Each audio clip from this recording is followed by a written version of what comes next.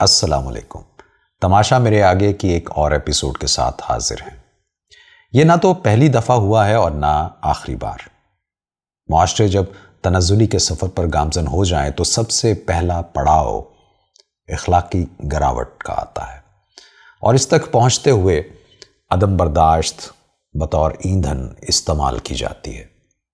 حالیہ دنوں میں متعدد خبروں میں سے 2 خبریں ایسی سامنے آئی ہیں جن کا بظاہر ایک دوسرے سے کوئی تعلق نہیں، لیکن یہ ہمارے معاشرے کا وہ رخ دکھاتی ہیں جس کے بارے میں کہا تھا کہ یہ نہ تو پہلی دفعہ ہوا ہے اور نہ آخری بار، کہ چشم فلک ایسے مناظر نام اور مقام کی تبدیلی کے ساتھ کئی برسوں سے دیکھتی آ رہی ہے۔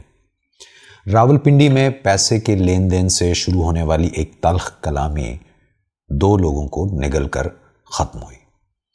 ایک کے ساتھی نے دوسرے کو قتل کیا تو دوسرے کے لواحقین نے پہلے کو مہلک تشدد کے بعد اس کی لاش کو موٹر سائیکل سے باندھ کر گلیوں میں گھسیٹا، اور یہ سب وفاقی دارالحکومت کے جڑواں شہر میں ہوا، نہ کہ کسی دقیانوسی روایات کی پاسداری کرنے والے دور افتادہ علاقے میں ہوا۔ کچھ عرصہ پہلے ایسی خبریں بھی آتی رہیں کہ کیلے خریدنے والے 2 نوجوان بھائیوں کو صرف مول تول کے دوران ہونے والی تلخی پر پھل فروش اور اس کے ساتھیوں نے بدترین تشدد کا نشانہ بنا کے مار دیا۔ بہیمانہ قتل اور اس کے بعد لاش کو جلانے اور ایسے ہی کچھ واقعات میں زندہ ہی جلا کر خاکستر کرنے کے واقعات ایک عرصے سے سامنے آتے رہے، اور اسی لیے کہا کہ یہ نہ تو پہلی دفعہ ہوا ہے اور نہ آخری بار، کیونکہ معاشرہ تنزلی کے سفر پر گامزن ہے۔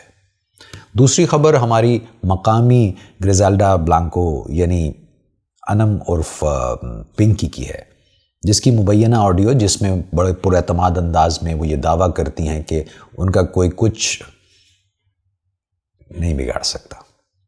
پھر ان کی گرفتاری کے بعد عدالت میں پیشی کے موقع پر آنے والی ویڈیو جس میں وہ بظاہر لباس شب بصری میں ہاتھ میں منرل واٹر کی بوتل اٹھائے عدالت کی راہداری میں ایسے چل رہی ہوں جیسے کہ انصاف کی عیادت کے لیے آئی ہیں۔ بعض اطلاعات کے مطابق اپنے کاروبار کو وسعت دینے کے لیے سوشل میڈیا کا بھرپور استعمال کیا جاتا رہا۔ اس سے پہلے جویریہ عرف نازیہ، بابرا عرف بیبو بلوچ اور ایسے بہت سے نام سامنے آ چکے ہیں، لیکن انمول اس تالاب کی ایک بڑی مچھلی خیال کی جاتی ہیں، اور اسی لیے کہا کہ نہ یہ پہلی دفعہ ہے اور نہ آخری بار۔ یہ حالات اچانک پیدا نہیں ہوئے۔ جب گھروں میں تربیت کمزور پڑ جاتی ہے، تعلیمی ادارے صرف ڈگری دینے تک محدود ہو جائیں اور سوشل میڈیا نفرت اور گالم گلوچ کا مرکز بن جائے تو پھر معاشرے میں عدم برداشت بڑھتی ہے۔ نوجوان غصے، مایوسی اور بے مقصدیت کا شکار ہو جاتے ہیں۔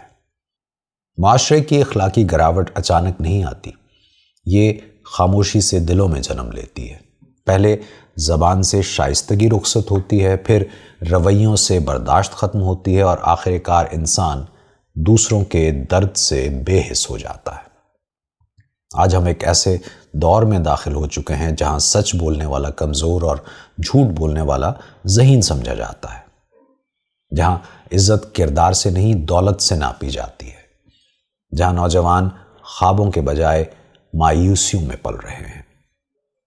اخلاقی زوال کا پہلا مرحلہ وہ ہوتا ہے جب انسان برائی کو برا کہنا چھوڑ دیتا ہے، پھر آہستہ آہستہ برائی معمول بن جاتی ہے، گالم گلوچ مزاح کہلاتی ہے، بے حیائی فیشن بن جاتی ہے، اور ظلم صرف ایک خبر۔ پھر ایک وقت ایسا آتا ہے کہ جب معاشرے میں انصاف کمزور پڑ جاتا ہے، طاقتور قانون سے کھیلتے ہیں اور کمزور انصاف کی دہلیز پر سسکتے رہتے ہیں۔ اخلاقی گراوٹ کا سب سے خطرناک مرحلہ وہ ہے جب انسانیت مرنے لگتی ہے، جب کسی کی بے بسی تفریح بن جائے، کسی کی لاش کی بے حرمتی تماشا بن جائے، اور منشیات نوجوان نسل کے خواب نگلنے لگیں، تو سمجھ لیجئے کہ معاشرہ صرف بحران میں نہیں، زوال کی دہلیز پر کھڑا ہے۔ اب بھی وقت ہے کہ ہم اپنے گھروں، اپنی تربیت گاہوں اور اپنی گفتگو اور اپنے رویوں کو بدلیں، کیونکہ معاشرے حکومتوں سے نہیں انسانوں کے کردار سے بنتے ہیں۔ اگر ہم نے اپنی نئی نسل کو اخلاق، برداشت اور انسانیت نہ سکھائی تو آنے والا وقت اور بھی خوفناک ہو سکتا ہے۔ یاد رکھیے، تہذیب کا زوال عمارتوں کے گرنے سے نہیں، انسانوں کے کردار کے گرنے سے ہوتا ہے۔ تھوڑے کہے کو زیادہ جانیے گا۔ اپنا خیال رکھیے، ملتے ہیں۔